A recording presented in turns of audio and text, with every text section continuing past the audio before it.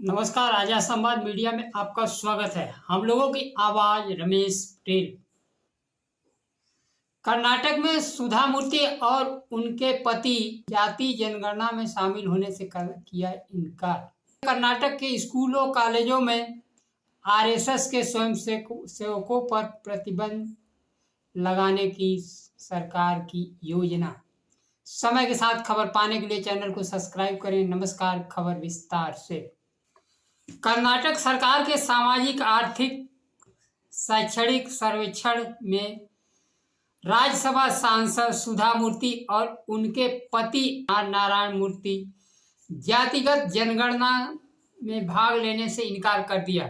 सुधा मूर्ति ने एक सर्वेक्षक के फॉर्म पर लिखा कि वे किसी भी पिछड़े समुदाय से संबंधित नहीं है, इसलिए जाति जनगणना में भाग लेने की कोई आवश्यकता नहीं है।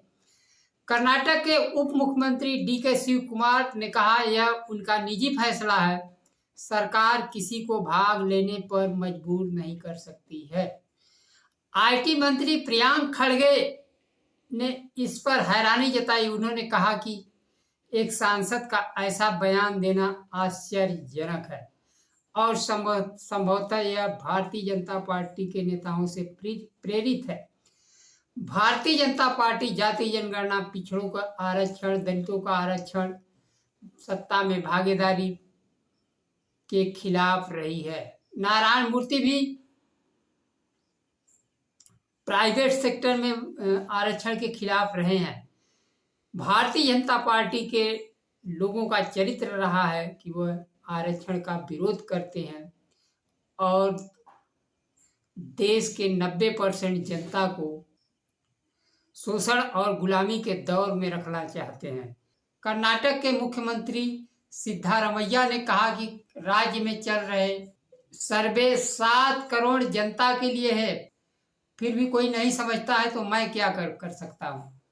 उन्होंने कहा, यह धारणा गलत है कि यह सर्वे केवल पिछड़े वर्गों के लिए किया जा रहा है। यह समाज के हर वर्गों के लिए है। यह सर्वे नहीं है, सामाजिक, आर्थिक और शैक्षणिक सर्वे है। मुख्यमंत्री ने कहा, केंद्र सरकार जातिगत जनगणना कराने जा रही है, तब वे क्या जवाब देंगे? क्या उन्हें भी मना करेंगे?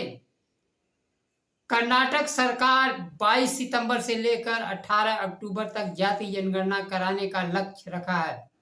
डाटा आने के बाद सामाजिक, आर्थिक और शिक्षा में भागीदारी सब कुछ मालूम हो जाएगा। कौन किसका हक खा रहा है, कौन कहां पर खड़ा है, और सरकार को नीतियां बनाने में मदद मिलेगी। अब दलित पिछड़ों को पहचानना है कि उनके हक अधिकार को कौन खा रहा है। भारतीय जनता पार्टी का आरक्षण पर रुख साफ नहीं है। वह तेलंगाना, बिहार, झारखंड, मध्य प्रदेश, छत्तीसगढ़ में दलितों पिछड़ों के आबादी के अनुरूप आरक्षण नहीं मिल रहा है। मध्य प्रदेश में तो पिछड़ों का आरक्षण 27% भी नहीं मिल रहा है। बिहार और तेलंगाना में जाति जनगणना के बाद आरक्षण बढ़ाया गया, लेकिन केंद्र सरकार उसे 9वीं अनुसूची में नहीं शामिल किया और आज भी कोर्ट के बीच उलझ रहा है। जबकि सवर्णों को मिलने वाला 10% आरक्षण के लिए न तो जाति जनगणना कराई गई, न डाटा उपलब्ध कराया गया। आरक्षण 10% दे दी गई। यह भी जानने का प्रयास नहीं किया गया कि उनकी आबादी 10% है कि नहीं है। जबकि पिछड़ों से संबंधित जब की जाति जनगणना नहीं हुई है, कितनी आबादी है, इसलिए इस आरक्षण को स्वीकार नहीं किया गया और कहीं यह बताकर अस्वीकार कर दिया गया कि आरक्षण 50% से ऊपर हो गया है, इसलिए अधिकतम आरक्षण 50% दिया जाएगा। लेकिन जब 10% आर्थिक आधार पर आरक्षण दिया गया तो वह 50% के कोटे को क्रॉस कर रहा है, या 50% के नीचे दिया जा रहा है। तो क्या दलितों, पिछड़ों, आदिवासियों को 40% आरक्षण मिल रहा है? कुल मिलाकर दलित, पिछड़े,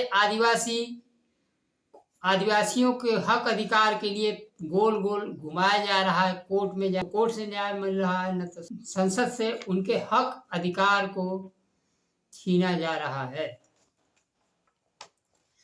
और दलितों पिछड़ों की आबादी के अनुरूप आरक्षण नहीं मिल रहा है और संविधान के 9वीं अनुसूची में शामिल करने को लेकर भारतीय जनता पार्टी की सरकार तथा भारतीय जनता पार्टी के नेता चुप हैं। कर्नाटक से एक दूसरी बड़ी खबर आ रही है।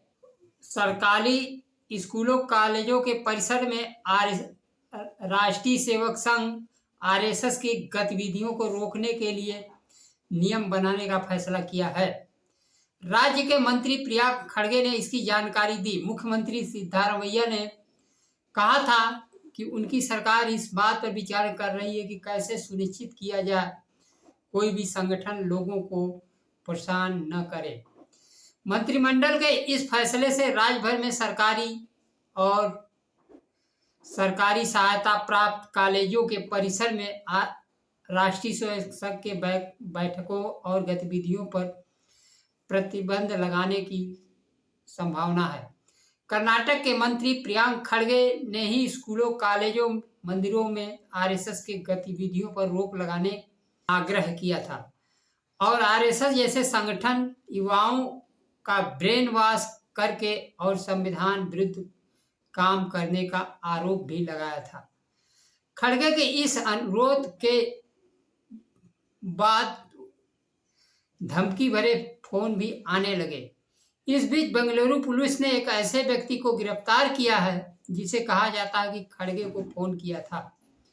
आरोपी की पहचान धनेश नरोने उर्फ दानाप्पा नरोने के रूप में हुई है, जो महाराष्ट्र के सोलापुर का रहने वाला है। खड़गे को गालियां देने के बाद आरोपी अपने शहर से भागकर लातूर में छिप गया था, लेकिन बेंगलुरु और कलबुर्गी की पुलिस टीम ने उसे पता लगाकर गिरफ्तार कर लिया है। स्कूल, कॉलेज, विश्वविद्यालय बच्चों के पढ़ने के लिए है, राष्ट्रीय स्वयं संघ या किसी सांस्कृतिक कार्यक्रम करने के लिए नहीं है। स्कूल, कॉलेज, विश्वविद्यालय में शैक्षणिक माहौल होना चाहिए। ज्ञान विज्ञान पर चर्चा परिचर्चा होने का जगह स्कूल कॉलेज है। वहाँ राजनीतिक पार्टी और सांस्कृतिक संगठन का क्या काम है। आज के लिए बस इतना ही। नमस्कार। जय संविधान।